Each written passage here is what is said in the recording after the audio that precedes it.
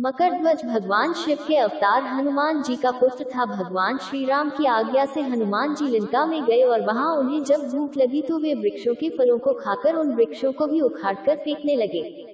जब असुर राज रावण को इस बात का पता चला तो उसने अपने सबसे छोटे पुत्र अक्षय कुमार को हनुमान जी को रोकने भेजा, लेकिन हनुमान जी ने अक्षय कुमार को युद्ध में मार डाला। अपने छोटे भाई की मृत्यु से क्रोधित होकर रावण के बड़े पुत्र मेघनाद ने हनुमान जी को युद्ध में बंदी बनाया और असुर नरेश रावण के दरबार में ले गया, जहां रावण ने हनुमान जी की पूंछ को जला दिया, लेकिन हनुमान जी ने अपनी जलती हुई पूंछ से सोने की लंका को ही जलाकर राख कर दिया।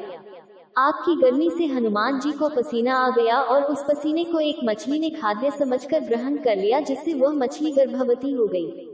एक दिन वह मछली पाताल लोक जा पहुंची, जहां हिरावन और महिरावन के सेवकों ने उस मछली के पेट को चीर दिया, जिसमें एक शिशु निकला, जिसके शरीर का ऊपरी हिस्सा वानर का और निचला हिस्सा मछली का था।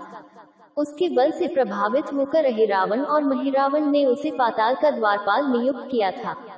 रावण के कहने पर उसके भाई अहिरावन और महिरावन भगवान श्री राम और लक्ष्मण को पाताल ले गए, जहां वे उन दोनों की बलि देने को तैयार हुए। हनुमान जी पाताल लोक में जा पहुँचे। वहां उन्हें एक रक्षक दिखाई दिया जो आधा वानर और आधा मछली था।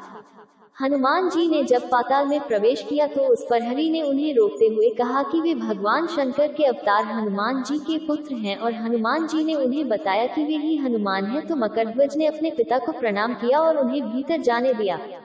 भीतर जाते ही हनुमान जी ने पंचमुखी रूप लिया। ये गरुड़, नरसिंह, हयग्रीव और वराह का मिश्रित रूप था और उन 5 दियों को एक साथ बुझाया, जिसमें अहिरावन और महिरावन के प्राण स्थित थे।